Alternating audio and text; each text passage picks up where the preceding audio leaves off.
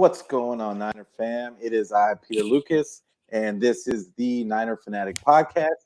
I am here with my guy, Jamal Armstrong. And Jamal, everybody knows you from Twitter. Everybody knows you in the spaces. But why don't you tell them about where they can find you and where they can reach out to your content? Yeah, absolutely. 100%. Yeah. So as you just clearly said, my name is Jamal Armstrong. I do have a YouTube channel. It is currently called Niner Talk with Jasper and Jamal. You can find us on YouTube. I also do run my own personal, I almost said YouTube again, Twitter page as well. You can find my name, Young Jaw 49er. That's going to be my @. So it's YUNG, not YOU, but YUNG 49, the numbers 49 and the letters ER on Twitter. Yeah, you can find me at those two spots right now. I had been on a hiatus since the season ended in heartbreaking fashion and that tough loss to the Rams. But I'll be making a quick comeback. I'll be back here pretty soon. You guys will be seeing some new content. I got some stuff that'll be coming out pretty soon that I think a lot of people will enjoy in relation to the draft and certain players that people might be interested in hearing from. So got some stuff in the works that'll come out soon after the draft is over. But once again, yeah, Jamal Armstrong, YouTube channel, Niner Talk with Jasper and Jamal. And on Twitter, you can find me, Young Jaw 49er, Young JA 49er. Yeah, absolutely. And I'm excited to have you on today because, we're right next to draft time. And you're one of those voices where I really enjoy watching your content and watching how you feel, seeing how you feel about different draft prospects. And then it always helps that you're a 49er fan. So, right. So we get to chop it up that way in the spaces. But right. Today, and I think everybody knows where we're going with this. It's been Deebo Mania all day long, all over Twitter, all over social media.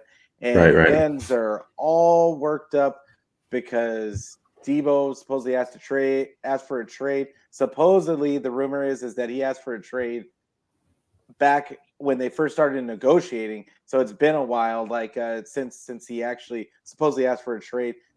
Deebo has since come out and said that he tweeted out that only he, the 49ers, and his agent know what really is going on. So and I know that you're catching up on the situation, but what do you feel about the 49ers position in all of this? And what do you think Deebo is going to, the situation that Deebo is in, how do you think it's going to kind of work out?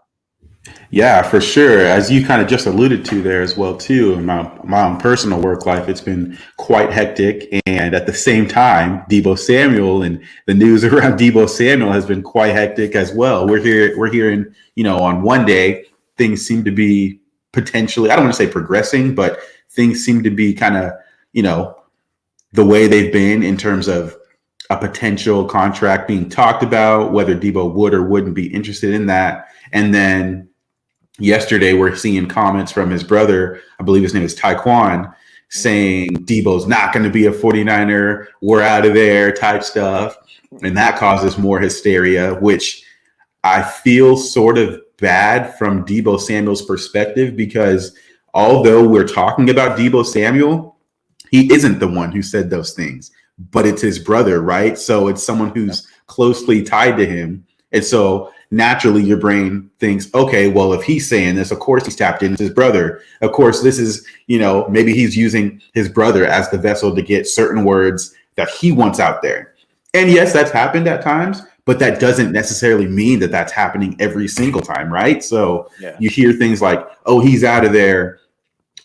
We've already, we have requested a trade, which we're aware of. We understand that part to be true. But as I've said, you've said, multiple other people have said, just because you're granted a trade or just because you request a trade doesn't mean you will be granted it 100%. And it doesn't necessarily mean that Deebo Samuel, his first goal is to be traded. This, as I said to you backstage a little bit, I consider everything that he's doing, like almost everything that he's done this offseason, to be a tactic. I think Deebo Samuel understands the type of player that he is. He is a wide receiver and he is a running back. I mean, he is able to do both. And he could, if he wanted to make a career as a running back, who's to say he couldn't be Terrell Davis? Like for those Broncos. Who's to say he couldn't do it? I think he has all the talent in the world to do it. I also think that his wide receiver skills are actually underrated. And I'm not saying that he's great as a wide receiver in terms of route running or things like that, but I think that people have put so much emphasis on his ability to be so dynamic with the ball in his hands that it's almost portrayed that he's even subpar as a route runner, when you can't have 1,405 receiving yards and be subpar. Now, you can sit here and say, with the style of play that Jimmy Garoppolo plays, it lends itself to Deebo Samuel having potentially a career year. Maybe he never has a season like this again, right? Maybe he doesn't have 1,405 receiving yards and almost 400 rushing yards. Maybe that doesn't happen, but that's a good thing. To me, that's a good thing because you're getting a lot more balance throughout the offense. Now, we do know at the same time, Deebo Samuel is the type of receiver who can carry. You know, he can put you on his back and say, look, I'm dragging you to a victory. We've seen him do that. But at the same time, I also think that you want more balance throughout. So let's say he's on the team this next year. He's not traded, and he has 1,100 or even 1,200 receiving yards. So that's 250 yards less, right, than what he had this year. But also, let's say he has 200 rushing yards or even 250 rather than 365 is what I think he ended up with. Is that bad? Does that mean that he's dropped off? I would say no. What I've argued for weeks now, the angle that I've come at this is Deebo Samuel is a very, very, very potent player. And I think he's the type of player that's very efficient as well, too. And what I mean by that is he gets the best out of whatever the play is there, right? You ask him to be a wide receiver, and he sets the record for receiving yards through the first 7 weeks for the 49ers franchise, right? He does that. Yeah. Oh, you ask him to play running back about halfway through the season, and he goes back there and becomes your best threat since Raheem Mostert, who went down early in the season, right? So whatever he's been asked to do, he can do it, and he can do it at a high level, an elite level, I'd be willing to say. The dude had more receiving yards, the dude had more receiving yards than 3-4 people, I think, by the end of the season, even though he switched more to running back the last half, but he also had more rushing touchdowns than a Dalvin Cook and a few other elite running backs, right? So whatever he's been asked to do, he's been able to do that. That being said, and I know that was a long kind of drawn out process, Deebo Samuel understands and knows his value. He also knows his worth, and he knows that he's coming off of a season for the ages, to be totally honest. He knows that. To me, that is his leverage. It's not much, because the 49ers can say, well, look, we want to get a deal done with you. I understand you're asking for such and such, and I'm sure we'll get into this here in the next few minutes as well, too. Maybe he's felt he's been lowballed, and maybe he has been lowballed, right? We don't know the exact numbers. We don't know that. But he could say, look, I'm not having a conversation with you guys if it's anything less than $20 million. Now, I can sit here and say that, but if I'm Deebo Samuel, if I put myself in his shoes, I'm not telling them, I'm not talking to you if it's less than 20 million. I'm telling you, I'm not talking to you if it's less than 25 million. I'm starting high. I'm not giving you the baseline. I'm starting high. And the same thing from the 49ers perspective. They're going to say, well, we want to pay you this, but I don't know if we want to pay you as the top receiver, but also you do have the value as a running back as well, too. And as I transition this conversation over to you, one last thing I want to kind of add in before I transition it is, I think that there's a notion that Kyle Shanahan maybe has this huge ego and he's looking at it much more than just a coach would look at it over the course of the way that Deebo Samuel was used. I actually want to disagree with that, because I think Kyle Shanahan is just looking at Deebo Samuel as a player from a coach's perspective. And I think that the front office is looking at him as a commodity, Deebo Samuel. So I think that you get these conversations where people say, well, he's a running back or he's a wide receiver. Well, why can't he just be a really good top 5 offensive player in the league and have the ability to play both? Now that sucks for a guy like Parag, who might say, look, I need this. I need him to take this. I don't want to break the bank for him. Now, he may end up being a top 5 paid wide receiver when it's all said and done. But Parag has a certain scorecard that he's looking at, right? And so does the rest of the front office. So does Deebo Samuel and his representatives. And I truly personally feel that Kyle Shanahan is just like, well, let's get this deal done because Deebo Samuel is very integral to our offense. And I think at the end of the day, there's a situation where the front office might say, look, okay, maybe we're ready to be done with Deebo Samuel. Maybe we should sell high. I truly still feel Kyle Shanahan would say, look, I need this guy. You don't just find Deebo Samuel's growing on a tree, right? You don't just find a Julio Jones. When you have those guys, you heap praise on them and you keep those guys. Kyle Shanahan is not the coach of the Falcons, and he continues to heap praise on Julio Jones for what he did during his time with them. So that being said, I don't think Deebo Samuel will get traded. But if it comes to that situation, this would be the time to do it before the draft because you should sell high. Yeah, and I loved everything that you said. But one thing that I really look at this situation with Kyle, and you mentioned Kyle, and that's an aspect of it that I really haven't even thought about to this point. But I think Kyle probably doesn't have much to do with any of these negotiations, other than him telling them that he wants the deal done. And but it is Parag's job to structure that contract in a way to where it benefits the 49ers. So it is a negotiation process. Deebo's camp probably came in high. Parag's going to come in low. And if he came in too low, then I could see how they felt disrespected, that kind of stuff, and cut off communication for a little bit. But I really think that Deebo wants to be with this team. And color me naive, but I just look at the way that he vibes with the guys on this team, and I just think that this is his agent and Parag's dueling in the media, but it's really about those two more than it's about Deebo and the 49ers. And that's the way I'm perceiving it. Deebo, honestly, he tweeted out today saying, hey, the only people that know what's going on is me, my agent, and the 49ers. That's right. It. So all this speculation, people have to remember that this is the time of year. It's a slow news cycle. All that we have to talk about is the draft coming up next Thursday and any contract negotiations that are going on, which Deebo is easily the best player actually actively negotiating. So they want to drive this to where the news cycle is just going all over the place. And I don't necessarily think that it's as big of a thing as we're making. I think a lot of things get said in these meetings, and that it always isn't necessarily as serious as people may. Because once they come up together on a figure, everything's going to be forgiven. I don't think Deebo was even in the room during these negotiations, probably. So people just need to calm down. Like Trey likes to say, just chill. Just chill.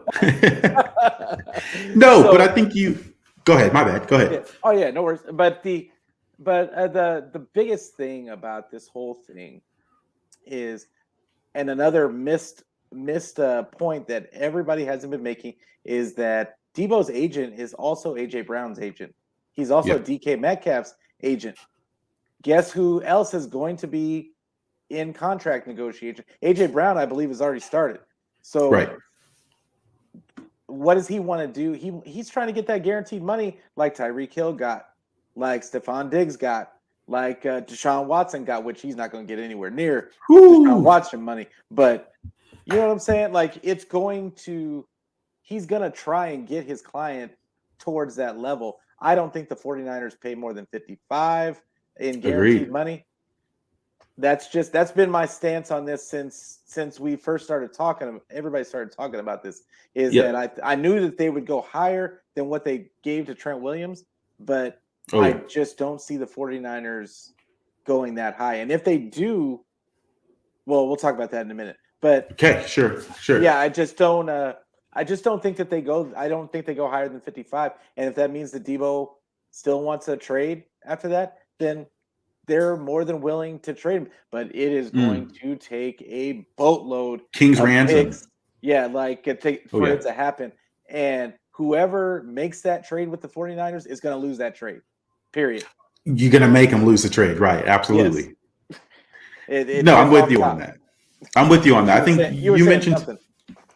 Yeah, absolutely. You mentioned you had a lot of good points there that I actually agree with, and I actually have raised my ceiling of a potential guaranteed money. I had been with you right at 55, but I'm willing to go up to 60 at the most. But to me, and I don't want to say that's too much in the grand scheme of things, but I think people now are learning about it. Like you said, Trent Williams has been the highest in guaranteed monies given by the 49ers franchise at 48.9 mil. So they've never given out $50+ million. Yeah. And that's where this issue, I think, truly comes from. Deebo Samuel and his representatives are saying, look, if you're going to come talk to me, you better talk to me nice. You have to talk to me nice. You're not going to mess around, and I'm not going to take it's the 49ers and this is the way we do it. No, you're going to pay me market value, especially if you're going to use me at 2 positions. And let's be real. Some fans are going to sit here and say, well, then he can go, right? He can get out of here if you're not going to do what's best for the team. And that's fair. I want people to know that it's fair for them as fans to think that. But it's also fair from Deebo Samuel and his perspective to say, look, I'm going out here busting my butt off. I'm playing wide receiver and killing it. I mean, on pace to have 1,800 plus receiving yards and being great that way with a limited quarterback, right? Who doesn't attempt to throw the ball deep down the field. People forget this man, Deebo Samuel, still averaged 18.2 yards per reception on a team where the main guy pulling the trigger is intermediate routes, short slants, behind the line of scrimmage. 18.2. Are we kidding? That's insane. Yeah. So he still did that. And then they said, let me switch you over here to running back out of necessity here about halfway through the season. And he did that, right? So Deebo Samuel sitting here saying, if you're going to talk to me, you cannot lowball me. So I guarantee, like you had mentioned earlier too, Parag and those guys, maybe it was below $20 million APY. Maybe it was that. I'm with you. I'm anywhere between probably 52 to 60 million I'd be cool with. And I do think that it's got to be anywhere from, no, I don't think he's taking any less than 22 and maybe not even any less than 23 APY, to be totally honest. I think he's going to want to be right up in there between probably Devontae and Tyreek. Like, I think he's going to want to be up in that range. We also have to consider too, like you had mentioned, Deebo Samuel, DK, and AJ all have the same agent, right? They all have the same agent. So the first one who signs of those three, I don't want to say sets the market for every wide receiver, but it sets it at least for those three, at least. So is this a situation where all three of these guys continue to hold out long after the draft? I don't know. I'm not going to sit here and speculate and say yes or no, but I do know that it's going to set probably the market for the other two because they do have the same agent. And I think that it's funny. I think in different ways, each of them has a claim to say, listen, I should be the highest paid. Now, I don't think DK is necessarily, I don't know if he's necessarily at the same level as Deebo and AJ throughout the course of the 4 years, but he has a claim to it. His rookie year was great. I thought he had a really good rookie year. But I also think AJ Brown has consistency over Deebo Samuel. So it's one of those things where the business side of things say Deebo Samuel should look out for the best interest for him. And the business side of the 49ers say they want to look out for the best interest of them. And at what point do those crossroads either come together, or at what point do those bridges burn and they have to go separate ways? If it's going to burn and it's going to go separate ways, in my personal humble opinion, that has to happen within these next 8 days before the draft. It has to, because if you're going to make that cut and you're going to move off from Deebo Samuel, you got to do that now, get that king's ransom. Because if I'm moving off of an elite player like Deebo Samuel, who is very much an elite proven commodity, I need pieces back. If I can get a player, awesome. I'll take a player, but I need more than one player. I need pieces back, because in order to fill that void that Deebo Samuel is going to be leaving, man, I would like to get probably a decent running back. Running backs get hurt. That does happen. Mm-hmm. I still was interested in getting a wide receiver even in this draft, if Deebo Samuel's here or not. I still think that we need to do that. So based off the production that we have with the Deebo Samuel and what that void would be losing, you're going to need to fill that. And I want multiple chances at improving my roster, not just maintaining and not just filling out that wide receiver and saying, cool, we've replaced Deebo. No, someone that elite who's going to continue to be elite as long as he stays healthy, right, for the next minimum 4 years. I'm going to need multiple shots. So I want a chance to improve my O-line. I want a chance to possibly bring in a wide receiver. In my head, I just say picks. And if I can get a player too, cool, I'll take that. But I'm not looking just to, like you mentioned earlier, I'm not just looking to fill that void of Deebo Samuel. I'm looking to improve this team. Like you said, I need that other team to lose that trade. Yeah, they're gonna lose. And this is the thing. I've been saying it in Twitter for the past 20, 30 minutes before we got on today. People are just everywhere on Twitter saying, what do they think it's going to take to get Deebo? And I keep telling everybody that'll listen that it's going to take 3 firsts and a player. And it sounds outlandish, but in my mind, if I'm the 49ers, that's what it would take. Just because I hold all the cards. I literally hold all the cards in my hand. Deebo can't make me do anything. And like I've said before, Deebo absolutely deserves his money. Let's get that straight. He absolutely deserves him. And the 49ers want to pay him. Let's not get that twisted. But at the same time, the 49ers have to look they have to look at the value of a Deebo, and he did have this crazy season last season. So if you are going to trade and you're going to strike while the iron is hot, and he's demanding a trade, I've got to get as much as I possibly can get. And if I'm telling teams that I at least want, maybe I'll come down off the 3. Maybe I say 2 firsts and a player, and that still sounds outlandish. But especially for a wide receiver. For a wide receiver, it sounds outlandish. You're right. But if you want me to give away my leverage, the leverage that I have on a player at Deebo's caliber, that's what it's going to take. And Deebo needs to know that's the only way that you're coming off this roster. Because like you said, Deebo is a great player, but when you look at the situation, they have him for this year. Let's say he decides to hold out. It doesn't count with the new CBA. It doesn't count. It doesn't count as a year served. So they're going to have him for another season, and then they're going to have his franchise tag for the next 2 years after that. So they literally have no reason to really trade him if they don't want to, and he can make it as uncomfortable as he wants to. But that's True. The reality. That's the reality, and I keep looking back to his agent, and I just feel like this situation is just a bad situation for them to be in, because as unfair as it sounds, this game is all about leverage, and you only have leverage at certain times. And you have to, as a player, you want that money, just like you were talking about, to feed your family, to set your family with generational wealth. Mm-hmm. And it would be a shame if Deebo messed with his legacy because his agent was doing too much. And it really bothers me about everybody gets involved saying, oh, Deebo's doing this, and why would he do this? I don't think it's Deebo. I feel like it's his agent. And I agree. Yeah, it's so. Well, what do you think about this though? Because I think, how do I word this? I think it's Deebo's, like you said, I think it's his agent, but it has to be Deebo too. It has to, because he is the product. He is the service. He is the one putting his body on the line out there too. To something that you and I talked about earlier that I want to touch on and get your opinion and have on air too is, we talked about leverage, right? And what leverage does he or doesn't he have? And I mentioned he has a little bit of leverage, and in describing it, some might not call it leverage, and I was okay with that. I'm comfortable with people not calling it leverage.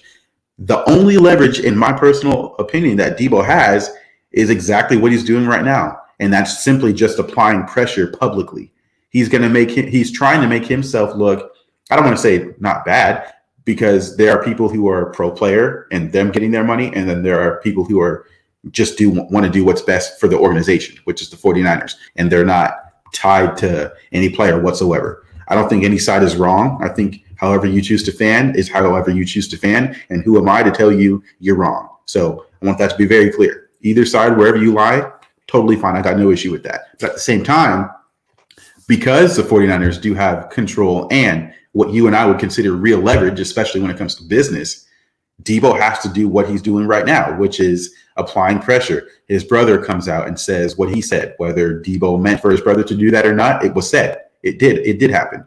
There have been multiple reports that have come out since the offseason ended saying Deebo Samuel's not happy. We don't know the numbers. We don't know what the numbers have been offered. So maybe the 49ers have legitimately offered him 22, 23 mil, and he still wants more than that because they're playing the leverage game. Maybe they didn't actually disrespect him. We do not know that. Yeah, but it's also possible that he's been offered fair market value, and he's just playing. I almost said devil's advocate. Maybe he's playing the long game, applying pressure to potentially get even more, because maybe he wants to set the wide receiver market. Now, I don't necessarily think that it takes that much to get the deal done, but in a game in business, you don't just take the first deal that's set right in front of you, right?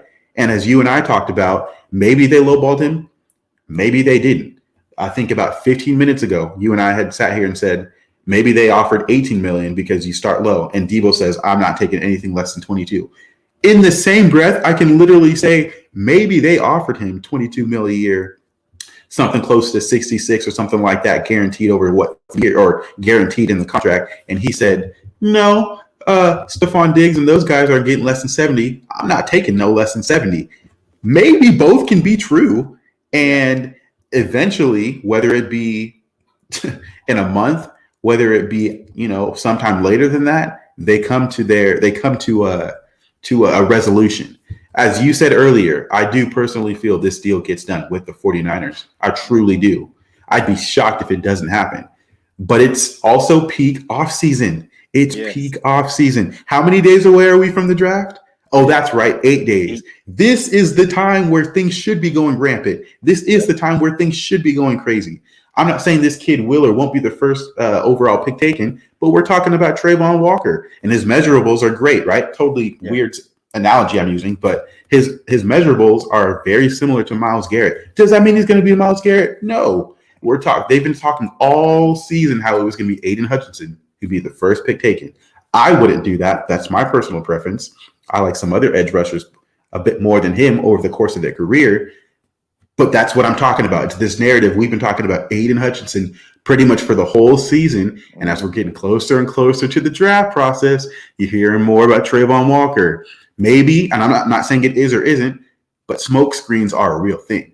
So we just need to keep in mind the timing of these reports, and also remember that they are reports. It's not fully set in stone. We're hearing he's citing reasons. Sources are saying. Yeah. If he had a problem with how he was used in the offense, does the guy ask for the ball out of the backfield early in the third quarter?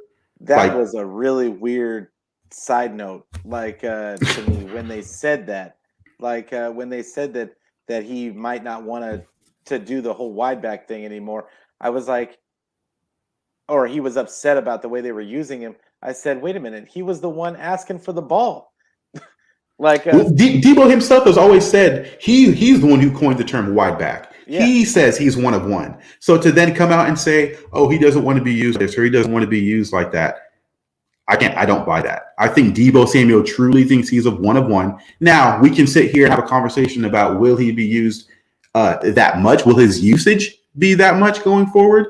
With Trey Lance, I don't think the usage will be quite like that. But I also think that nobody really wants to talk about this. I've talked about it, and I think you've been there a few times. I don't really hear anybody else truly saying how if Trey Lance is who we think he is, and he has the ability, not only the ability, he actually attempts to throw the ball downfield more than Jimmy Garoppolo does, and has the true threat of using his legs. How does that not bode well for Deebo Samuel? How does that not open up the field more? How does that not make more space? Because if I'm missing something, can somebody please tell me? Yeah. Wouldn't that be a little bit less traffic? I think it'd be a little bit less. And we know how fast Deebo is, especially cutting off angles. I think he's really, really good at outrunning angles. Maybe the best I've ever seen outrun angles. So if that's the case, how is that bad for Deebo Samuel? Yeah. I'm getting a little sidetracked, but I don't understand how this thought process that if we have Deebo Samuel with Trey Lance, maybe he won't be just as effective. Now, if we're talking about guaranteed money, which is what I think this whole situation really comes down to, that might be the holdup. But this idea that he doesn't want to be able to run out of the backfield as much, or he just wants to be a pure wide receiver, like a lot of people have wanted, I don't buy that. I just don't. What has Deebo Samuel ever said or done that says he can't get the job done whenever? Isn't that the supreme confidence he exudes, he shows? Yeah, the dude wants the ball in his hands by any means, and he wants to be the reason that they win, because I believe he thinks he's that good. So when I was reading those reports and seeing that, that's kind of what flooded into my brain. Like, yeah, don't forget, these are reports. Look at the facts. Go back and actually look at what Deebo Samuel has said in interviews. Not anybody else, not just what somebody's reporting on. What has the guy said? He coined the term wide back. So I look at what he said a little bit more. Yeah, and I'm looking at when the one, of course, it's only the one game that Trey really excelled, but when against the Texans. But I always go back to that throw that he made to Deebo, the deep shot that he took, and when I remember where I was sitting when it happened, and as soon as he connected with Deebo, I said, "Oh, that's a touchdown." Deebo wasn't even next to the end zone. Like, I was like, that's a touchdown. He had people in front of him, but I knew he was going to run through whatever DB was out there. Like, because you can't be a DB and try to tackle Deebo one-on-one. That's just not going to happen. And that is the dynamic piece that Deebo gives that I really feel is, I know he has to know that is going to really open up everything for his career. That is the maturation of his career, is when Trey gets a start, he actually gets him the ball in space in the second to third level against those smaller DBs. Because right now with Jimmy, he was catching balls across the middle, hoping he doesn't get killed, with Jimmy throwing hospital balls and having to take carries. What's really going to make his career go and take off is the fact that Trey's going to be able to throw the ball down the field and get him the ball against a one-on-one against another DB. And he just gets to run through tackles, because that's what he's shown he's going to do. He's going to bully those DBs. Those DBs don't want to try and tackle him. I mean, you see it on the fear on their faces when he gets the ball in space. So, yeah, I have nothing but good things to say about Deebo, and I just think that he is. It's just a shame that the way that the media is portraying this, and I do go back to his agent. I just feel that he made a mistake by even letting it get out there that Deebo was even thinking about not taking carries. I thought that took away kind of a little bit of his bargaining power, because we're talking about he wants a trade, but now you're telling teams that you're not going to do the thing that made you great, or at least one of the things. You know what I'm saying? Because you're great because you're so unique. Yeah, like, you're great because you're so unique and you're so dynamic. So taking away a great part of your game, I just felt like that wasn't a smart move on their part. Like, but right. We could go on and on and on about this. Can I say one last thing about this? Yeah. One last thing I say about this. For sure. With Trey Lance, he completed three passes, 40-plus yards. 2 of those were touchdowns to Deebo Samuel. Yeah. So this idea that he's just a gadget player, or, he does most of his damage just behind the line of scrimmage, short to intermediate routes.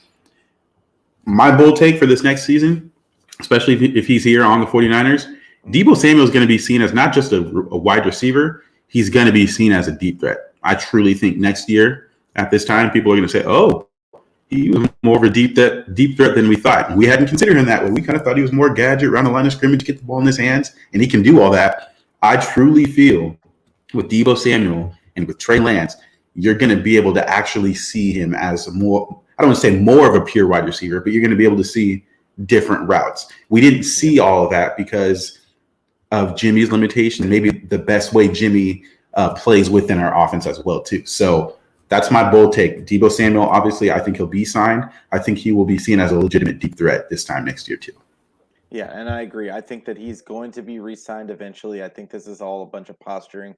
And is it possible that a trade happens? Of course, anything's possible in the NFL.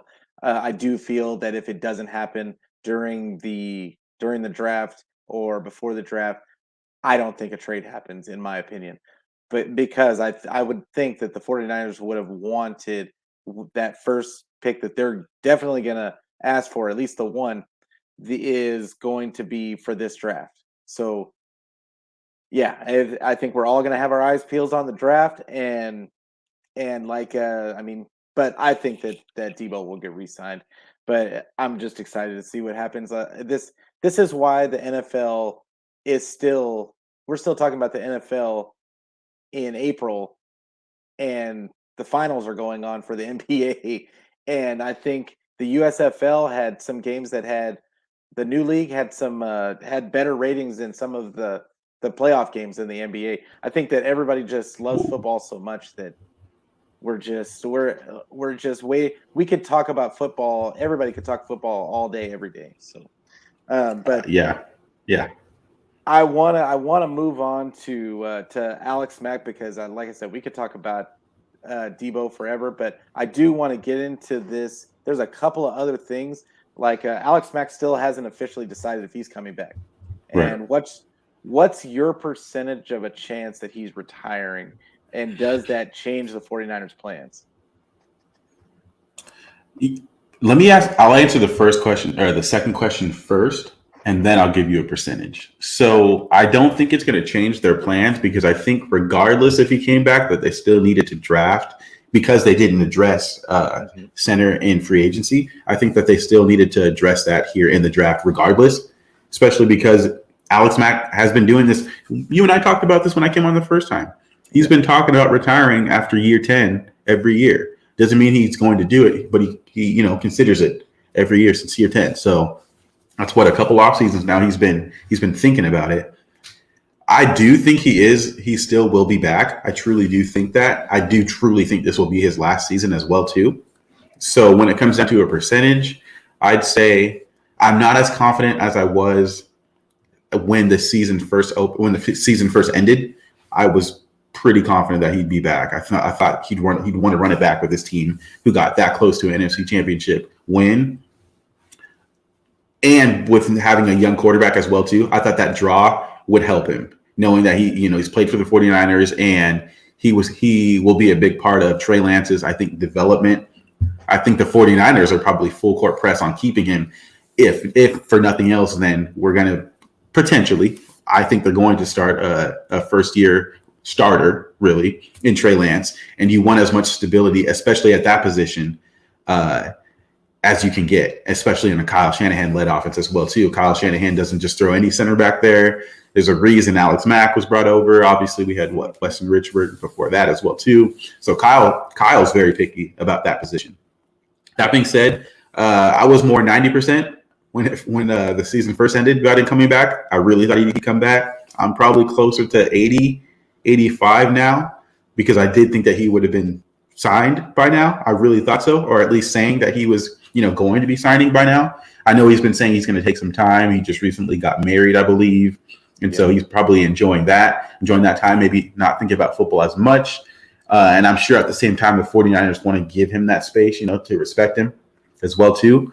But because there hasn't been much talk about it, and it's been almost seen as a foregone conclusion that he's going to come back, I do agree with that. But my meter has gone down probably closer to 80. I've been 100% the whole time that they needed to draft his potential replacement this whole time, though. That part I agree with regardless. Yeah, for sure. I thought they should have drafted his replacement last year, and I was pretty vocal about it last year. But they didn't, and we are where we are right now. And I think that Alex Mack, my percentage of a chance that he's returning, I'm about 60%. At this point, I thought that I was about 70% before I heard what I heard today. Now I've lowered it to about 60 just because he did just get married. This might be a time where, he wants to spend some time with his new wife, and she might be putting a little bit of pressure on him to, you said 10 years, like so I need you to follow through. And and it's entirely possible that they don't that he doesn't come back.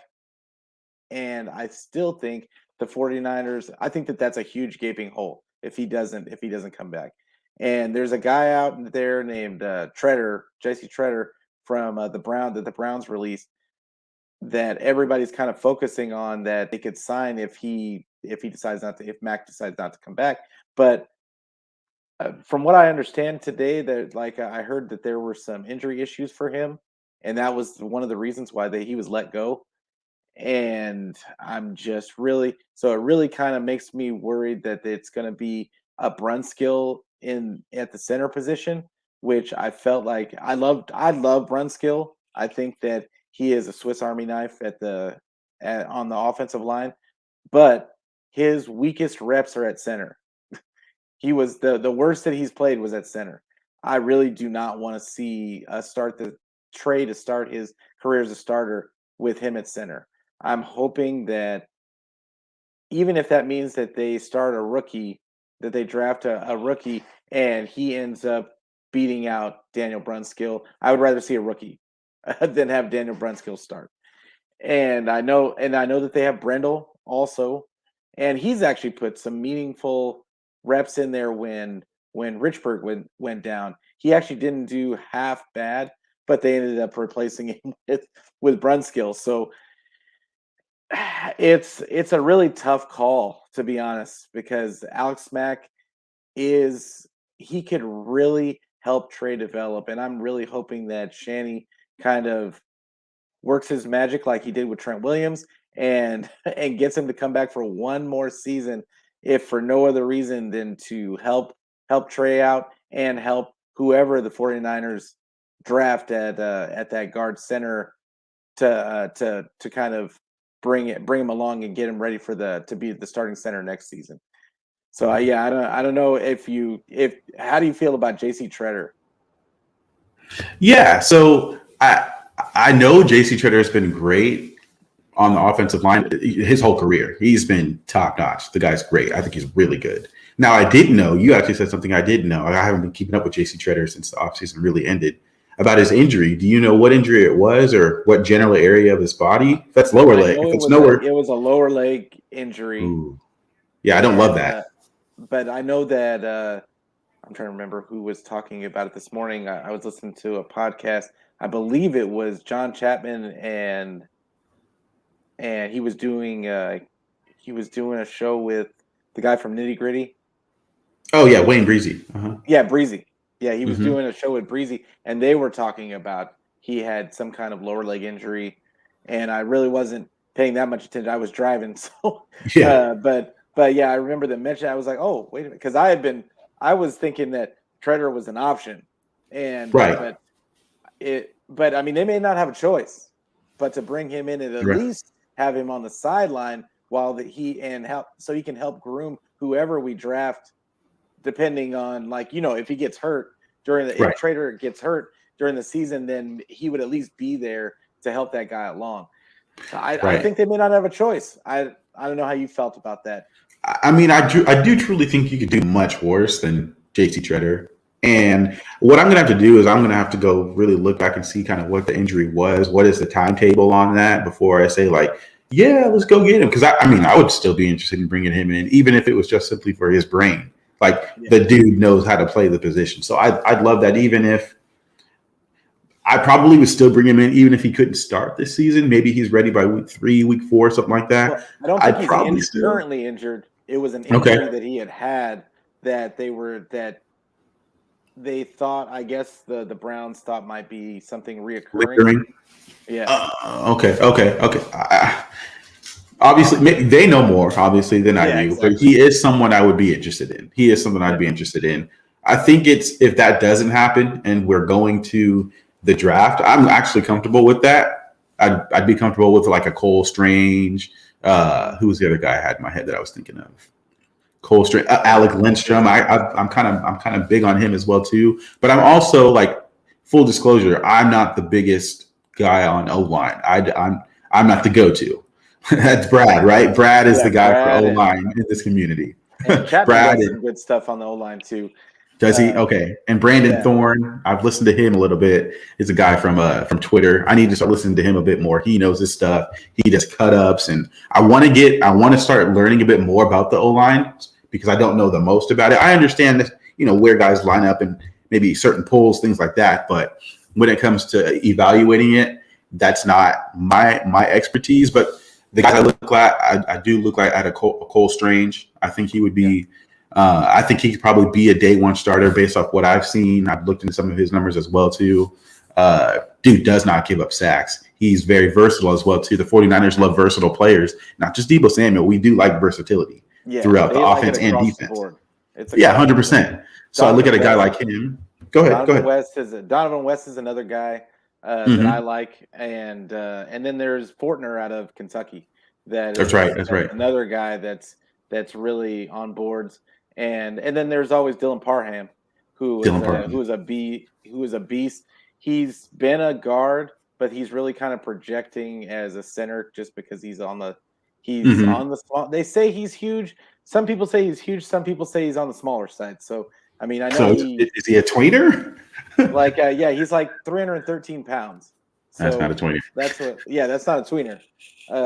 But I think he's kind of on the shorter side. I want to say he's like 6'3" or something like that. Okay. That doesn't sound short to me either for a center.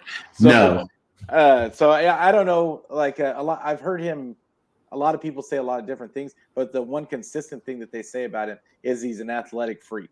And okay, I've heard that about Abe Lucas too. yeah.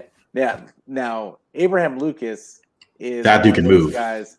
Yes, and I was pegging him for our right tackle spot because I didn't know what was going to happen with McGlinchey. Yep. And so I thought that might be on the table too. But the way the mock draft has been kind of going the last few weeks, it's just been kind of ebbing and flowing around, and people keep saying some different things and giving me different ideas, and then I change up my stance on it, and it just you never know what the 49ers are going to do because they never do what we think they're going to do. So right, but it is good to know who these guys are so that if they do pick one of them, then we already know what we're kind of getting. But 100%. I'm with you on that. And the last thing I'll say about this in regards to just the O-line in general, I've said this a couple times. I don't know if you've ever been around when I've said it, but people's thoughts and opinions, especially fans, those of us who aren't in the 49ers organization on a daily basis and seeing these guys, there's a lot of unknowns. There's a lot of question marks about these guys. Now, they did address the offensive line a little bit this past season in the draft, right? And at some point in time, we got to let these guys see the field and see what they do have. So the 49ers saying, we have the utmost confidence or whatever it may be in, Jalen Moore and Aaron Banks. Well, that's good to hear.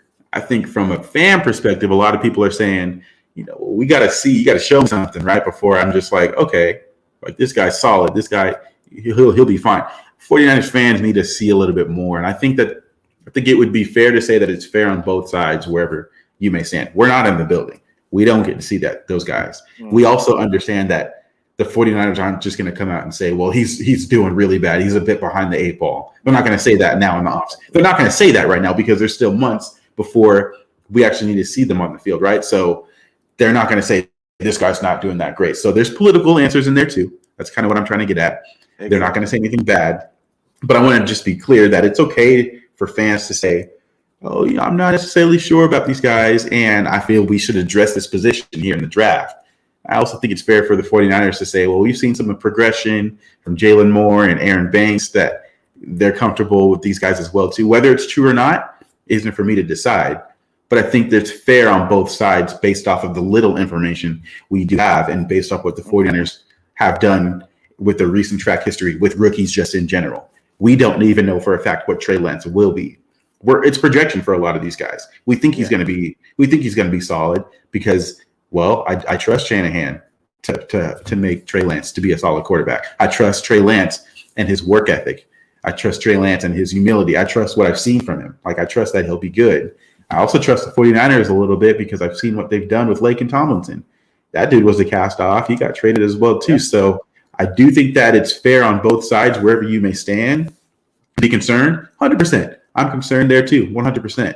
But I also am willing to let it play out and see how some things go. I don't expect this offensive line to be top 10. I was not expecting that this season, especially with letting Laken go. But if they can be anywhere from about 16, really 15, 14, 13, I'll take that as a win, to be totally honest. I take that as a win because I think that some people are thinking maybe they're not going to be even average, where that would be average. 15, 14, 13 would be right about around average. And with a guy like Trey Lance, I think that can be okay. Obviously, everyone wants a top 10, no question. But if you can be 15, 14, 13, I think that says a little bit about, one, the offense, which is still going to be run first, as well as Trey Lance and his ability to use his legs too. So that's kind of my long-term kind of perspective, the way I'm looking at it. The concerns there, valid. Can they end up being that 15, 14, 13, 12? Like, I'd be impressed with that. Yeah, and this is the thing. We're talking about when the season starts. But offensive line play, quite frequently, sometimes it starts off rough. And as the season progresses, those guys build chemistry together and lineups that I don't think any of us thought that Tom Compton was going to be a viable right tackle by the end of the season. And he impressed the hell out of me. I don't know about anybody else, but I was, not that he was some world beater, but he gave us more than I thought he was capable of. And I think that that's once again a testament to the 49ers coaching staff, as you were saying, about them developing Laken Tomlinson. And it also gives me, just like you were saying, it gives me confidence that they can at least get these guys up to a mid-tier level, at least to start the season.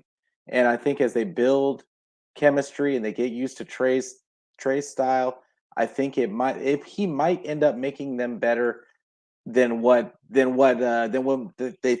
thought that they could be, because Trey's gonna he only took 4 sacks entirely, including preseason last year. so it's right. And granted, it's a small sample size, but Jimmy would take that in a game. So it's we just got to look at it as, I think there's a lot of variables. And am I worried about that center position? I am absolutely worried about that center position, but I just think that there is a chance. It doesn't have to be as doom and gloom as I'm alluding to. But I think it's fair. Like, I don't think anything you say, especially about it being doom and gloom, like, I don't think that's unfair to say. There is a legitimate question mark today, right now, at the center position. There is, right? Now, if the 49ers draft a center early on, whether it be at pick 61, whether it be 93, whether there's a trade or something like that, that'll help. But I do think that they should use it for someone who's going to play center. Like, that's going to play center, right? That's going to do that. I think that's what they should do. Now, we just have to see. As you said, too, one thing you said that I want to touch on just very briefly. Trey's going to be taking the reps this offseason. We already know that. So they're going to be able to get used to how Trey works as well. The 49ers, and I give Kyle Shanahan, and not just Shanahan, but it's easy to say Shanahan because he's the head coach. Yeah. Shanahan and the 49ers staff in general, especially the offensive staff, I give them a lot of credit for what they've been able to do with our O-line. Trent Williams is amazing, right? We already know that. He's elite talent, Hall of Fame worthy. He's great. He's the only stud. He's the only stud we have. Mike McGlinchey has had his ups and downs. Now, he's a high pick, but he's had his ups and downs. Laken Tomlinson they were able to, I don't want to say build him, but they were able to help mold and form him into at minimum, very solid guard, very solid, to the point where he just got paid, and I'm happy for that. He's a Pro Bowler. He was a Pro Bowler. Absolutely. So, right. Yeah. And so that's kind of what I'm saying. I give them credit. I give the 49ers credit for understanding the offense that they have and understanding where their strengths are. The fact of the matter is the strengths have been running the ball. The strengths have been being able to rush the way that they do. So they use these offensive linemen who maybe their strengths are more geared toward running the ball rather than passing the ball. So you see a guy like Tom Compton. If he played for the Chiefs, my goodness, that dude would probably give up way too many sacks, if we're going to be absolutely real, because they pass the ball way more than the 49ers do. I think on average, even with Trey Lance, I think the 49ers probably will pass the ball 28 times maybe on average. You know, games change. You know, sometimes things get to a shootout and you may need to pass more, but the 49ers identity, I don't think it's going to change with Trey Lance under center. And as you mentioned too, the last thing I'll say there, just because Trey didn't take certain sacks doesn't mean that there weren't guys in his face. The very first play of his very first start, who came crashing off the edge in that Cardinals game.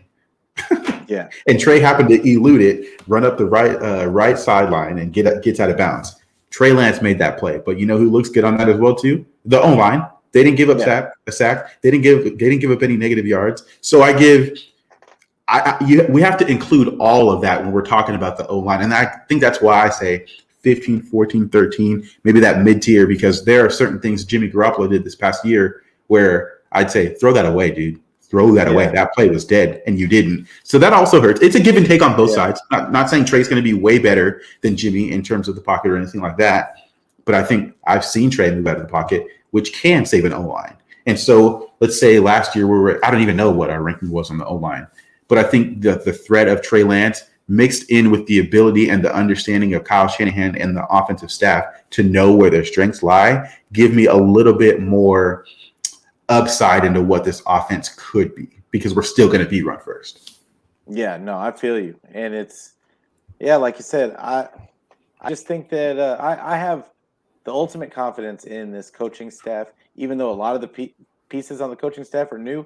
I just have faith in Shanahan that he hasn't steered us wrong yet on, as far as I know, that we kind of get caught up in some of the moves that are made that we don't necessarily agree with, that like the Aaron Banks pick and like that kind of stuff. But we ended up going to the NFC Championship game, which I don't think anybody expected early on in the season.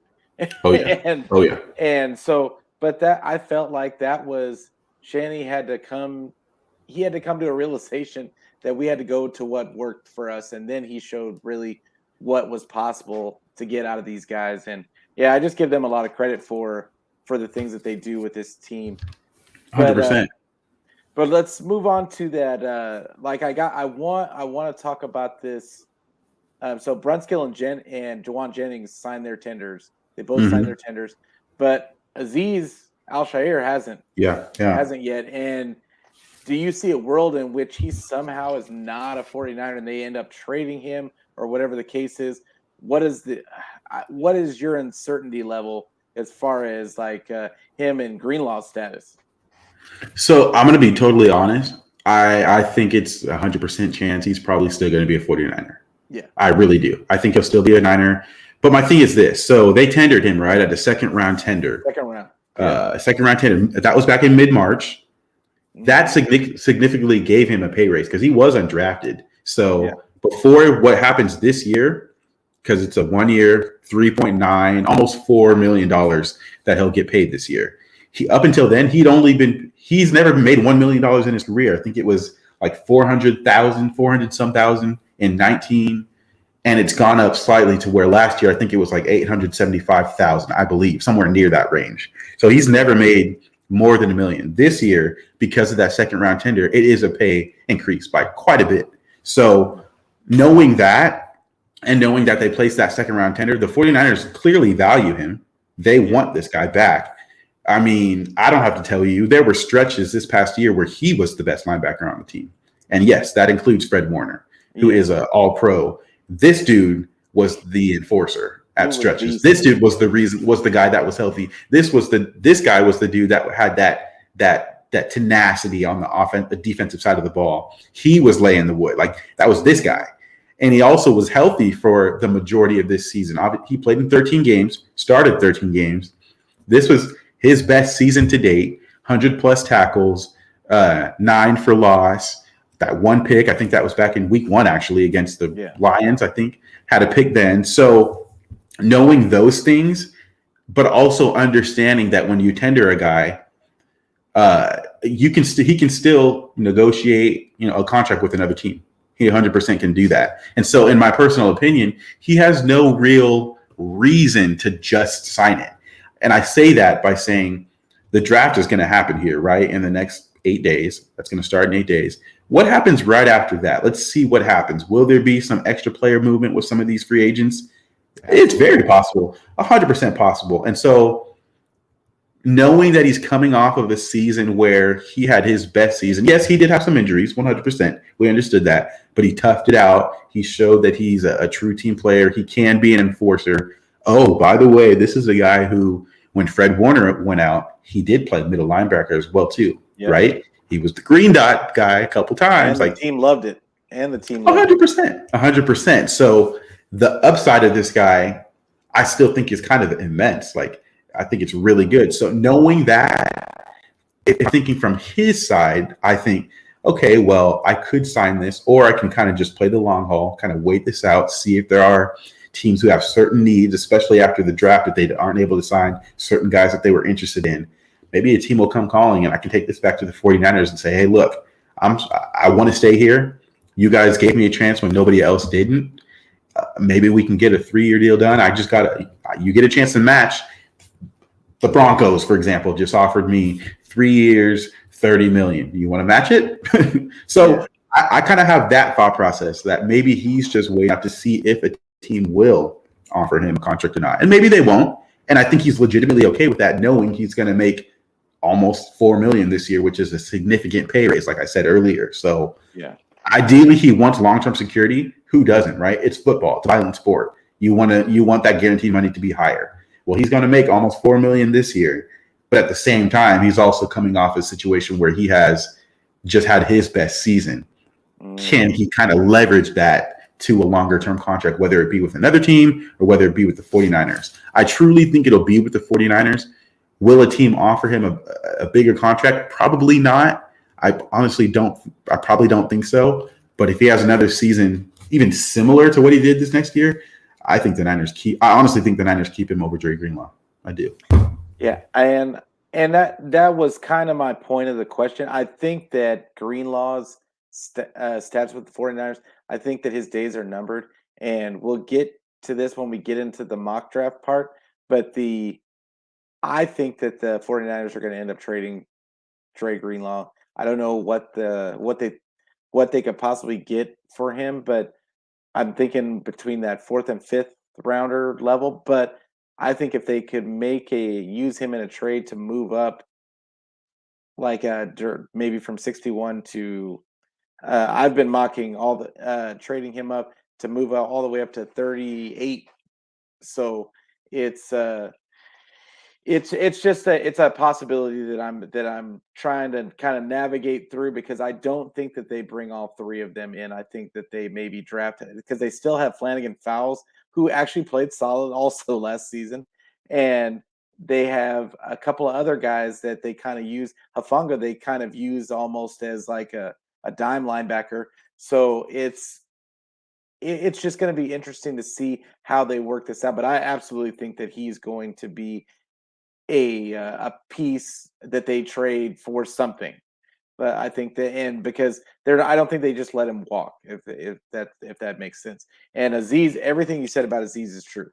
The guy is he just blossomed so much, and I think that is the key to, once again, we're talking about the coaching staff.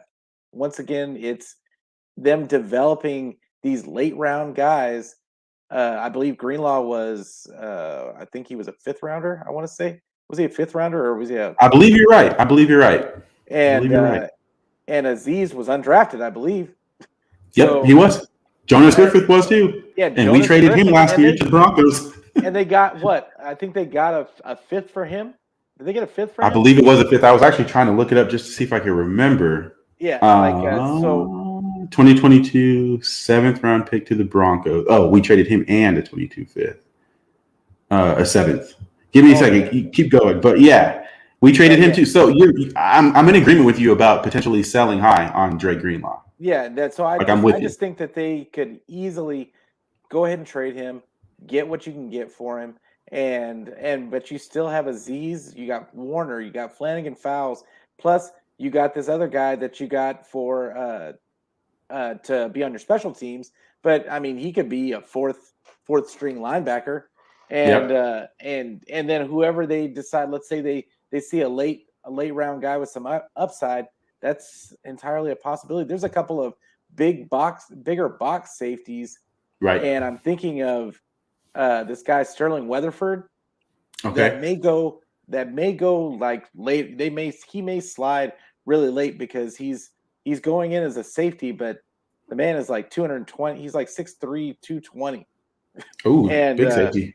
Yeah, he's a really big safety, and I don't think that you're going to put him in coverage. So they could be a Hufanga situation where they kind of use him, develop him as a linebacker, maybe ask him to gain a few pounds. And because I mean, remember the Warner played that star position in college, and he was expected to be like he wasn't expected to be a middle linebacker. So no, people thought he's one of those guys they thought was a tweener. And that's kind of funny to say because he's not small, but for a linebacker, he's a little bit. A saying, I forgot who says it. I forgot. There's a saying, but I've kind of taken it a little bit lighter in the ass is what they say. He's not the most big bone, but we have to also consider what league we're playing in now. You see a lot more nickel and dime now, right? So you're seeing a lot of guys. You're seeing middle linebackers that were safeties. You're seeing safeties that used to be or coming down to play middle linebacker now because the game is much more side to side speed. Fred Warner is actually the perfect type of guy to play this middle linebacker in this day and age. The switching of his hips, the IQ, all of that, right? So you don't have to be the biggest guy anymore. Absolutely. So yeah, that's how I kind of think of Azeez. I think Azeez is a tremendous player, and I was really pushing for him to start once Greenlaw got healthy because I just thought that Azeez kind of proved himself, especially when Warner went down for that one game and he had to come in and make the calls. And the team just raved about him and his play in that game. And he was everywhere in that game. So everywhere. Yeah, I do want to do a really quick mock draft. Sure. And this will be my first time actually sharing my screen and doing this. Yes, sir. But I'm using. You know something funny about me? Huh? I've never gone in and done my own mock draft, but I know a lot about the draft, and I've done it with other people, which is kind of funny. Yeah, people have me on in that. I love mock drafts. Like I will do it over and over and over, like 10 times a day. Just thinking of different scenarios and different like things that could happen. Certain guys sliding, certain guys don't. Like, what if I took this guy here? I even do it for other teams sometimes just to see, the perspective of like, oh, this guy's here. They may take him a little earlier than what I'm thinking, like that kind of stuff. So I did use the PFF one because I really felt like this was the most realistic one. Now, none of these have ever been realistic in real life. So let's just get that out of the way. But I think we just PFF does a pretty decent job of getting realistic grades on guys. So, but we've got our grade. And before I even start it, I have to ask: Do you want to trade up for from 61?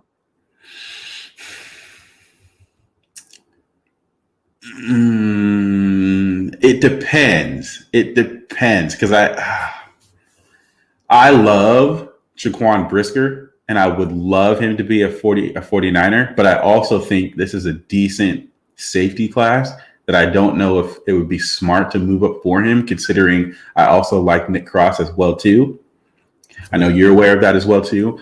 So I would say probably not, unless there was a Deebo trade, and I didn't even want to do a Deebo trade, to be totally honest. God, yeah. But if there were a certain, this is the funny thing, because I'm trying to think like the 49ers. And I also think that if there were a certain offensive lineman that the Niners were highly interested in, that they thought if they could move a couple spots to get, would they do it? I do think they would do that. So Yes. it depends on maybe how the board would drop, or how, if you agree with me on that, should we move up maybe slightly? I don't know. I probably would stick and try to accumulate some guys, some draft picks. But what do you think? What were your thoughts on that? I, like you, I just love Jaquan Brisker, and I think that he's a day one starter for us at that next to Jimmy Ward. Mm-hmm. I just think he has those intangible, and I think that he adds something and some fire that Tart just, I don't think that he can replicate. And I think that Tart can absolutely be a backup plan after this draft is over. Mm. But I think that you just go all in and plug this safety spot for the foreseeable future. Because I think they're also going to extend Jimmy Ward. I would not be surprised if that happens. I hope they do. I've been hoping they will for a couple months now. Like they should. It makes no sense why they don't. But no, it doesn't. Because he stays healthy. Like he had a lot of injury issues early on, but since he's made the move to safety, he has been nothing short of reliable, like lights and out. just reliable and a leader in the secondary. So and he masks a lot of the thing. He's the reason, I think, him and Tart, I think they're both reasons why they've been able to stick the cornerbacks out there that they have been. They've been masking a lot of the things, a lot of their struggles. So but a lot of cover too. I'm all about trading up to get Jaquan Brisker. Now I've done Mack drafts before, and I've been able to go up to 39. And this is where the Dre Greenlaw part comes in, is that I've been trading Dre. I give him Dre Greenlaw, pick 61, and a third round pick from next year. And that got me up to 39. What do you think of that trade? And I'm actually okay with that. I'm okay with that. Okay. And it actually was able to give it. They said that I was able to take their 148 and their 150 pick from this year. Oh, wow. Okay, take it. So we're gonna get it. And just real quickly too, I like Dre Greenlaw. Like I don't think that you dislike him either. I think for the purposes of building a team, at some point you have to sell high on some of these guys, right? At some point where you think you can get a similar bang to your buck. Yeah. Right. So, and also improve the team as a whole. So I like what Dre Greenlaw has brought to us. I think that he does bring an intensity and fire as well too. And what I really liked about him, along with the other two linebackers in Warner and Alshire, the sideline to sideline speed. I love it. I love that sideline to sideline speed of those three. I think is actually a little underrated as well too. So in this trade, I will miss Dre Greenlaw for that reason. Yeah, which is another reason that another thing that masks our cornerbacks every season, because they can cover in that zone, and the only time when it really, now I'm gonna pause right here. Ooh, there goes Evan Katie. Evan Katie. That, like a lot of guys that we've been talking about in the mocks, once you get into the mocks, they go way too early. Mm-hmm. It's a lot of change over the process. So I went to Chicago Bears. I'm trading with the Chicago Bears because they end up being right before the Seahawks. Because what I've seen in the mock drafts is the Seahawks, who also need a safety, mm-hmm. They end up taking Brisker. Oh, I would hate that. I would hate that. Yeah, that would just be brutal to have him and Jamal Adams in a secondary. Would be really good. I know a lot of people don't like Jamal Adams. That safety tandem, I think, would be really good. But I'm going to take their 39 and their 148 and 150 for 61, and then our third rounder, because this is the other reason why I tried the third rounder for next year, was because in the comp formula, it looks like we're going to get 2 more third rounders next season. So I felt like, hey, I might be able to just have one to give. Right. And then I put Dre Greenlaw in there, and it gives me a 76% chance to be accepted. Okay, wow. And then when I offer it, usually went through. There it goes. Which, I was kind of surprised that it would give me that high of a percentage. Do I think that that could actually happen? I mean, it's possible with Drake Greenlaw. I think Drake Greenlaw is a good player, and I think that he's a good young player, and they might be able to get him for cheap with his injury history. They might be able to re-sign him. So I actually don't think that's the worst thing for them. I think, I mean, Roquan Smith is also a really great middle linebacker as well too. So he'd be going from Fred Warner to playing next to Roquan Smith. I don't think that's bad. I do think that Drake Greenlaw is a thumper, right? I do now say this. I think Azeez Al-Shaair is the better run-fitting linebacker from what I've seen. I have watched some tape where, especially early in the season, where Drake Greenlaw was sometimes not running through the right gap. I think Al-Shaair is a bit more consistent with that. But if Greenlaw is like able to consistently clean that up, he's a solid linebacker. You could do much worse. Yeah, for sure. And he's got a little bit more speed than Shaair. And I think he is, like I said, I think he is a little bit better in coverage. Yeah. Yeah. So let's see if 39 at 39 we're on the clock. So we've got George Pickens fell. George Pickens is still there. Wow. That kind of muddies the water a little bit because I really like George Pickens. His hands. Yeah, it's crazy. Goodness. I like him a lot too. I was thinking, what's funny? I was actually thinking of a wide receiver that I know is going to fall, or not fall, but I know is going to be there later in the rounds. But if Pickens is there, that's hard to top too. So this really muddies the waters because in the ones I've done before, Daxton Hill is well off the board by now.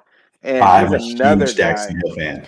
Yeah, he's another guy that great versatility. It would be like having a faster Jimmy Ward out there. Exactly. That's exactly what I said when I saw him. I started watching his tape. I was like, that's Jimmy Ward. Yeah. People forget what he used to be as a cover corner in the slot. And this dude has played. Daxton Hill has played all over the secondary. So he provides that versatility as well too. He is a bit smaller, like a Jimmy Ward, but he's a hitter and he's not afraid to get in there, just like Jimmy Ward. So I see exactly what you're seeing too. And the thing is Jimmy, when Tart went down in 2020, they had Jimmy move over almost into that Tart role, and he was really good in that role. Oh yeah. So you could, because Daxton is the faster player. I believe he ran a 4.3. He did. He's quick. And so he could play that single high when they go to that end. I mean, he'd be lethal in. He would be so lethal. Oh my god. So you want to take Daxton? I think we take Daxton in that situation. I didn't expect him to be this. I expected him to go late first. If you want to take him, I'm cool with it. I like Daxton Hill a lot, but I'm also like, you can probably call me a Daxton Hill stan. I like him a lot. Yeah, I like Brisker, but I feel like Daxton Hill gives you a little bit more upside and speed, right? And to help us with those, I think that we need that with our corners. I think that it would be killer for our secondary. So I'm going to go ahead and draft Daxton. He could play slot corner too in a slot or in a pinch as well too. We may not necessarily need that, but he has the ability to be versatile enough when injuries do form, to players. So I actually like that too. For sure. Now I'm going to get Christian Watson went off the board at 44. Oh yeah. I'm going to be really pissed off if Brisker falls all the way to 61. That would be insane. Oh no, he went 50 to the Chiefs. Wow, Roger McCreary all the way at 51. I wonder if his stock is falling. I like Roger McCreary quite a bit too. I know people talk about his hand size. That dude knows ball. Oh, I was actually pretty big on Logan Hall too. I'll tell you about that at another time. I think Logan Hall's a guy who's a bit raw. I think he gets a little bit big out of his stance. Right out of his stance, I think he gets a little bit too big, which kind of pushes back his leverage. And I think he kind of uses his hands a little bit more than his base too. But I think for me, under Chris Kasarik, I think that kid could really blossom. I think it's not about his physicality. It's not about his motor. It's about technical skills with him. And I think in the right situation, in the right system, he could be a really good versatile piece that you could line up on the inside or the outside in a similar vein as an Eric Armstead, although he's not nowhere near the prospect Armstead was coming out. And then we're getting close to our pick. Now I'm going to pause it here, and we've got these extra picks now. So do we want to move up from 93 and maybe go after a guy like the guy from Houston? Oh, Marcus Jones? Marcus Jones. Yes. I had him in my head too. He's slated to go. We may only have to go. Yeah, he's early 90s, I thought. I think he's slated. Yeah. We may only have to go up like a couple of spots. So who is that? That would be maybe, let's go for the Bills at 89. Yeah. And see. Cool. Let's see, Bills. Yeah, Marcus Jones. They got 89. And what if we give them 93? And then what if we pick swap 130 for 148? Okay. Oh no, they're not taking that. You might have to try 130 and 134. I'm wondering.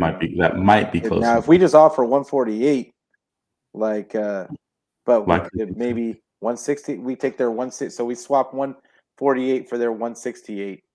Okay. And we still have 134 and 150. Right, so right. It's still in the realm. I think that might be, it's 87%. So I think that might be actually. That'll probably go through, yeah. There we go. Cool. So let's see. Marcus Jones. Wow. Can you imagine Marcus Jones and Daxton Hill? Oh, the versatility. Oh my goodness. God. That would be great. And there he is.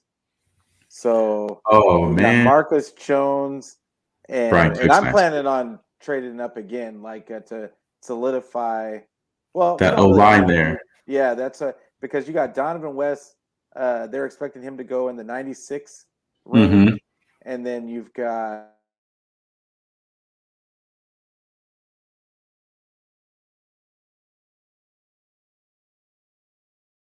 he was expected to go at 82.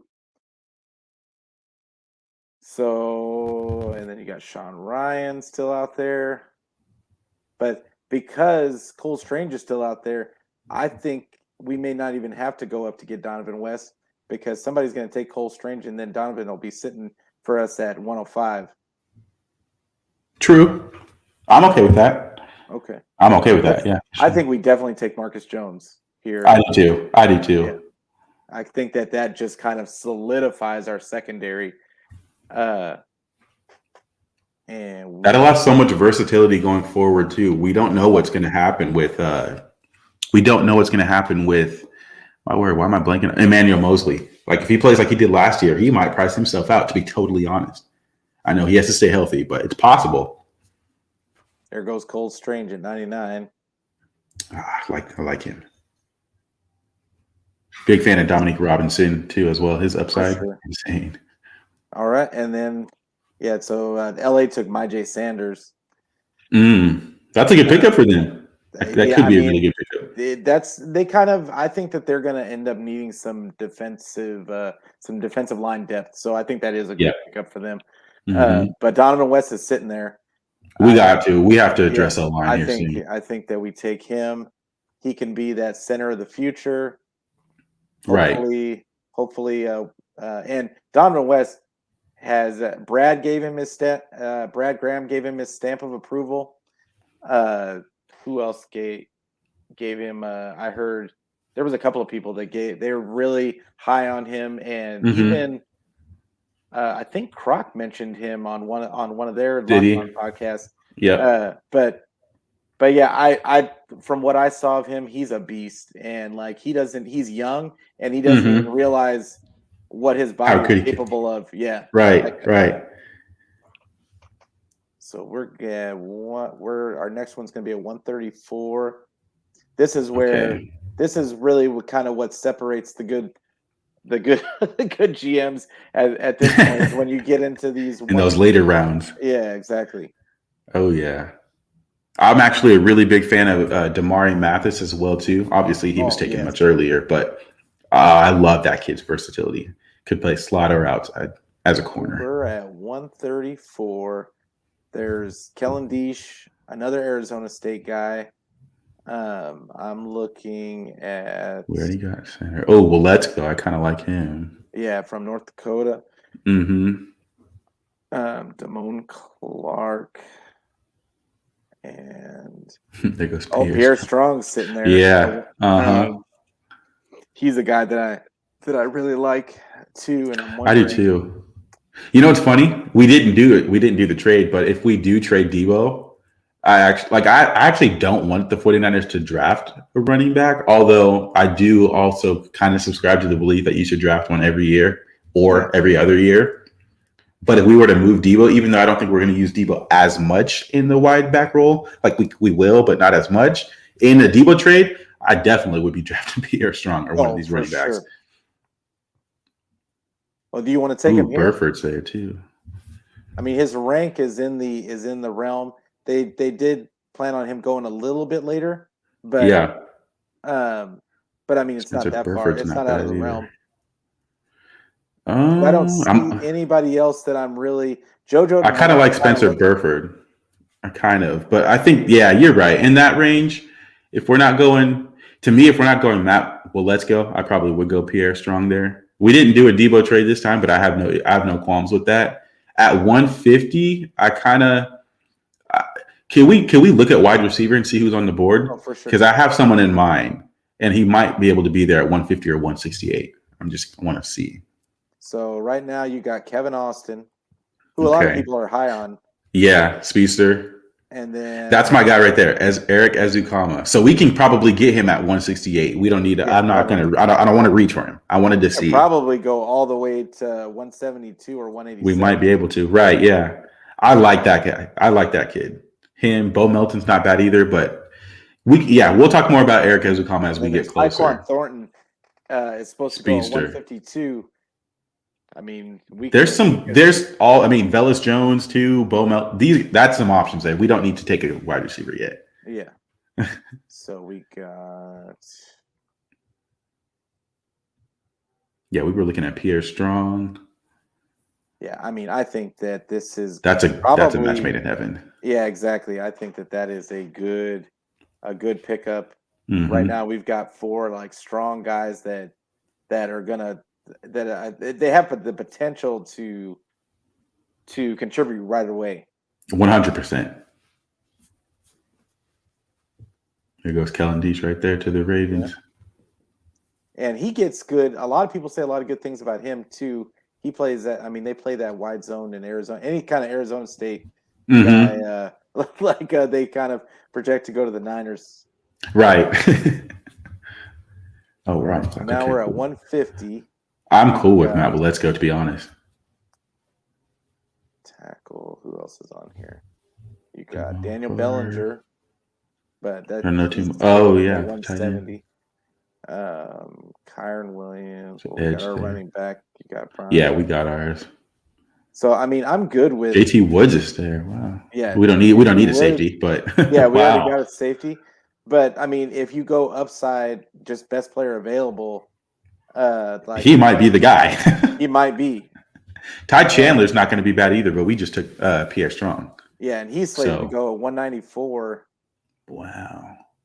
But PFF has him graded as 150 in the 150s. So that's what I like about PFF is they kind of give you kind of where they're projected to go, but they rank the guys by their measurables. And, right. But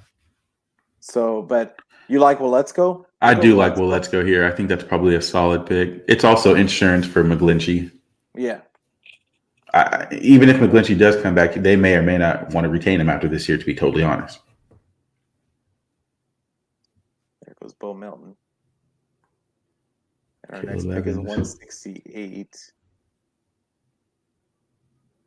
Yeah, let's see how these wide receivers shake out. Oh, I thought I could pause. There goes Velus. Oh, wow. That's a good pickup to the Chargers? The Chargers. With Justin Herbert. That's a good pickup. Like because you got Bo Melton and Jones because we've still got a lot of picks left. Like we could probably trade up to get a spot and just take best wide receiver available. Ooh, because the Saints need a wide receiver too. They might actually take a receiver there. So let's see. And we'll offer them 168. Oh wow. If we give him Mr. Wow. Let's see if it goes. It's 65%. See if it takes it. It took it. Did it take it? Oh my! It took it. That's crazy. Oh, that's great. So let's see who we got at wide receiver. Eric might be the guy that's up now. Oh, there's your boy. Eric and Tyquan. Ooh, Mekhi Polk's kind of getting slept. Wow, he's way down there. He's got a lot of upside too, Mekhi Polk. But of these guys, yeah, I would probably go Eric Ezukanma or Tyquan. Everyone knows who Tyquan is now, right? But yeah, Eric Ezukanma. We could take two. I think we could take two wide receivers. There's because I think that we have so many people in the secondary at this point. Like, and then we're loaded at defensive along the defensive line. They have 12 defensive linemen on roster already, and like so, we've already got our center of the future, and we got a backup tackle. 100%. So I mean, we could take two. I think, and the reason I'd be cool with that. I'd be cool with that. But the reason, so for me, what I like about Eric Ezukanma, this is a big slot. This is a guy who has the ability, and also we've talked about this multiple times already on offense and defense, versatility. This kid's 6'3", 220, but he has played multiple snaps from the slot. He has taken handoffs in the backfield. He has lined up on the outside. Not the fastest guy ever, but he's not slow whatsoever. He would be Jawan Jennings, but much quicker, actually, much quicker. He can accelerate really, really well. I think his hips are really smooth.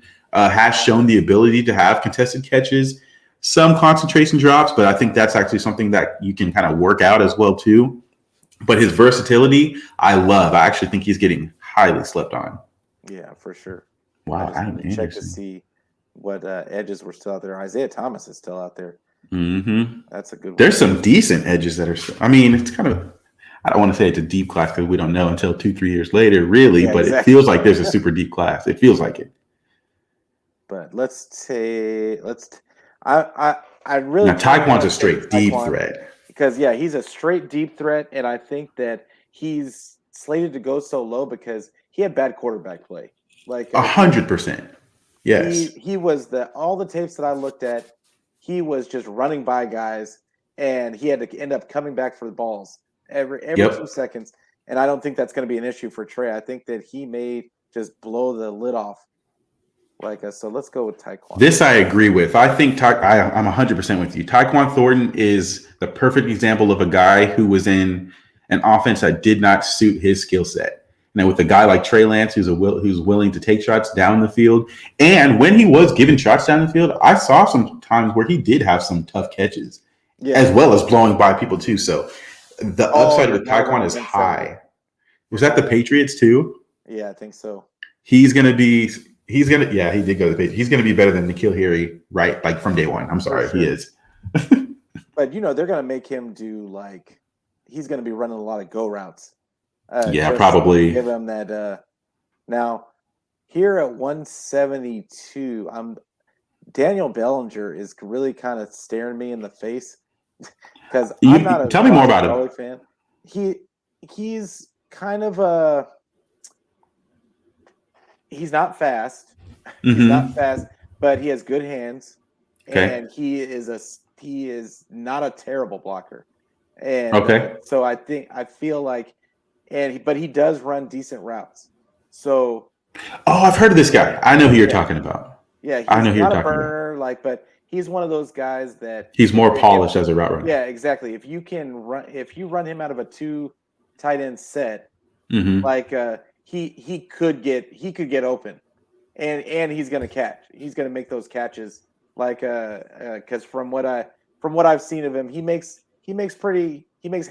He doesn't catch with his body. He makes hands catches. Hand catcher. Yeah. Good to know. I'm cool with that. Yeah, I actually just heard about him last week. I did a little bit of looking into him. I didn't do a whole bunch, but that makes sense. I want to see. Yeah, who else could we double dip at edge? Isaiah Thomas is still sitting there. We might have to. Have we drafted edge yet? I can't remember. No, we haven't.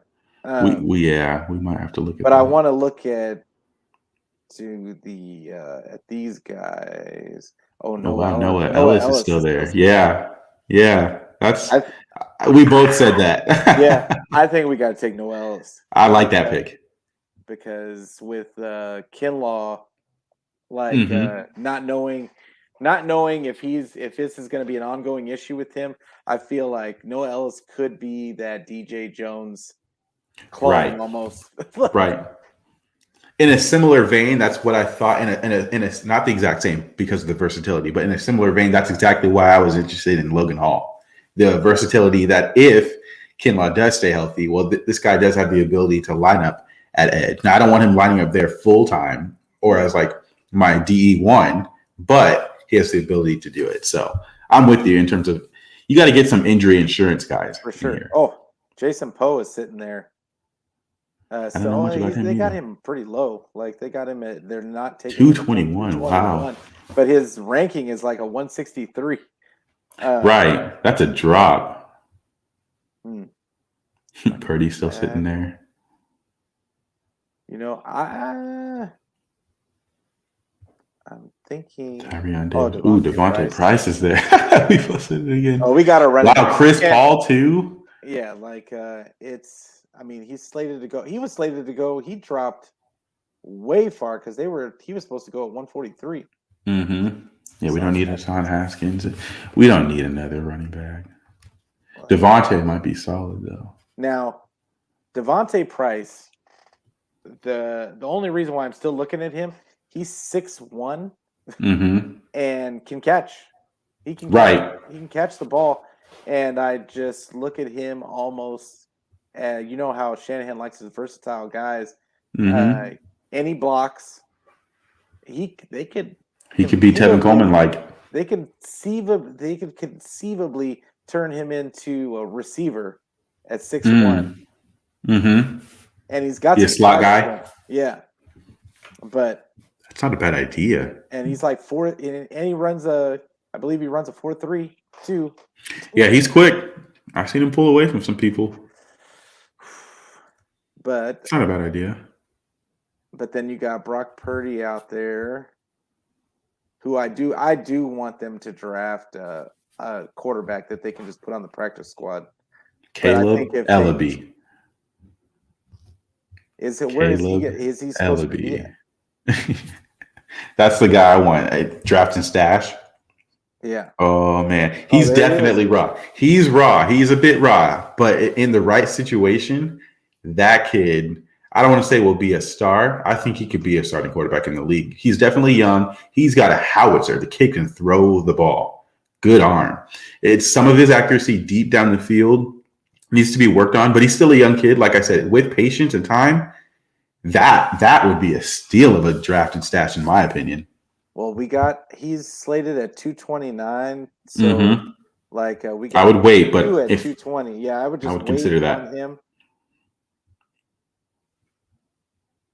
And I'm thinking of upside here because we're at that point. I'm really tempted to take Devontae Price here. He's the only other one. It was him or Chris Paul for me, so I'm cool with Devontae. Which one is Chris Paul? He's he's a tackle. Yeah, but we are. But we are. I'm okay with that. But let's just could go Chris Allen. I just don't know how much of a fit he would be with. He's not the typical edge that the Niners go for. I'm interested to see if your guy LB goes earlier, because quarterbacks usually kind of go a little earlier than. Wow, Weidermeyer dropped. Cade Mays.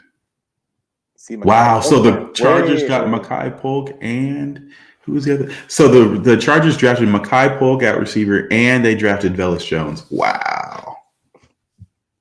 That'd be a strong wide receiver core in my opinion. Yeah, because they got Christopher Hinton went. I liked him out of Michigan too.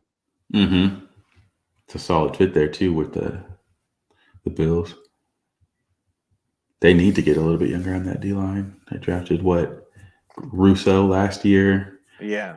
Latulele, I think, is now gone. They needed to get Sterling Weatherford.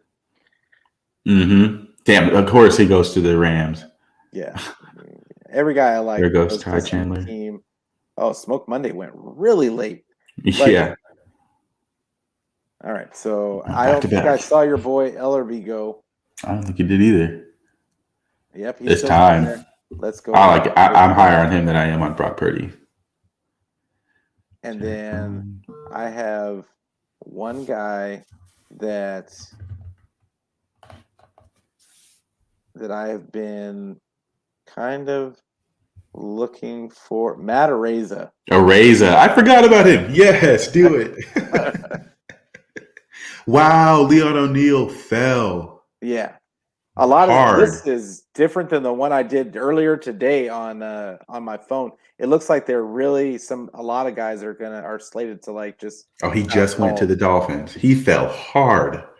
Well, his 40 time was terrible, and it was. His measurables were just terrible. Like, yeah, he's definitely an instinctual player. Yeah, he's all over social media talking all this stuff about he's going to be a generational player and like all that kind of stuff. But I mean, you have to back it up. You have to. Yeah, I mean, when you talk like that, this is the NFL. Like, right. Bubba Bolden. So, like, I look at Chargers went heavy on offense in this drive, in this mock. Well, I mean, they have their defensive line. It's set in stone, and they've got good corners. I think they signed another. Didn't they sign a corner? They did. They got J.C. Jackson. I was about to say, why am I blanking on his name? And then they got the corner. Samuel on the other side. That kid's amazing. Yeah, he's going to look even better now with J.C. over there, I think. Ooh. Oh, wow. Marquise Bell fell all the way to 255. That's a big drop for him, too. Yeah, I don't know how. I think that kid, Marquise Bell, has breakout potential. I think that the way that they used him didn't tell you the whole story of what he's capable of. Right. Because he is supremely athletic. Supremely. He's not small either. He's not a small dude. So they gave us a great pick. They have him listed as corner. Yeah. Well, because I think he was projected almost as like a slot corner. He was, right. And then they gave us an A for Marcus Jones, A+ for Donovan West. Nice. I knew that they would think that Pierre Strong was a little bit of a reach. Right. There, but they got a B for your boy. Well, let's go. That's solid. And Taekwondo. D+. Wow. And an F. He gives us a real deep. Yeah, that's rough. But Devontae Price got us a B. Caleb L. B. C-, but you drafted him for potential. Exactly. And then Matt, a B+ overall for the draft. That's not bad. Yeah, no. For these four guys right here made our whole draft. Yeah. Daxton, Marcus, Donovan. Yeah, that's great. That's solid. I'm not mad at that whatsoever. Yeah, not at all. I mean, we did it, but and then Tyquan Thornton, and that's a need fit. Yeah, and I think even Devontae Price, I think him having the ability to be almost like a Swiss Army knife on offense, right. I think that could be, and he's intriguing. I just think there's some untapped potential. His running style is really upright, like Mostert's. Yeah, but he had 4.3 speed, so he could take speed. Don't lie, and you can't teach that. Sure. Can't fake fast. For sure. But man, I love doing these mock drafts, and man, I really I'm going to take that down. But it was a good draft. And I mean, I think what it showed is that there is so much talent out there, and this draft is a lot deeper than people are giving it credit for in the beginning. Yep. So great mock draft. I think we all had good points and good people that we're kind of looking at. We got the chance to talk about some other guys that people wouldn't necessarily know who they were. So, but man, I loved having you on today. I know you were on hiatus for a little bit, but you definitely got back into the swing of things. Thanks for having me on. Yeah, for sure, and hope you have a good time. Why don't you tell everybody one more time where they can find your content and where your where they can see you coming in the future. Absolutely, yeah. So once again, right here on YouTube, it's Niner Talk, the number 9, Talk with Jasper and Jamal, right here on YouTube. You can find me on Twitter, YoungJA49er. It's YUNG 49ER. Young JA 49er. You can find me on those 2 spots. And once again, thank you, Peter, so much for having me on. I appreciate jumping back on with you. I know we've done this a couple times now, and you and I can get to talking, and we can really get to talking. You know what I mean? We can get to talking. So I appreciate you having me on. It's good to jump back in the saddle a little bit. Been a little bit busy in my personal life too, so it's good to take a little reprieve from that and get back into what I'm really passionate about, which is the 49ers. So I appreciate you having me on. I think for all the fans out there, the last thing I'd say too, in regards to the draft, let's be excited for it. There's going to be some decent players that do drop because a lot of these players are, they're getting, I don't say they're getting overhyped. There's a lot of players that are going to drop because there's only so many picks to happen before we pick at 61. So there's a lot of ways, a lot of things the 49ers could do. Could look to move up a couple slots, could stay at pick 61, could even move back depending on how the board falls in their favor, how they feel about it. So, yeah, I'm just super excited about it. What is it? 8 days away now. We're getting really close. So, thanks for having me on. Yeah, hey, thank you for coming on, bro. And thank you guys all out there for watching and listening. It's on Twitter, Facebook, and YouTube. Please subscribe to the YouTube channel. It's you just got to look up Niner Fanatic. And yeah, once again, thank you guys for coming on and watching us. And the people in the comments, thank you guys for commenting. I didn't really get to the comments today because we had so much to talk about. But I thank you guys for coming in anyway. And it's we also the audio for this one will be going on Spotify, Google Pod, Apple Pod, and Anchor. So nice. If you don't have time to watch it on YouTube, go ahead and go to your favorite podcast provider and listen there. But once again, thank you to Jamal for being on, and thank you guys for listening. As always, go Niners. See you guys next week.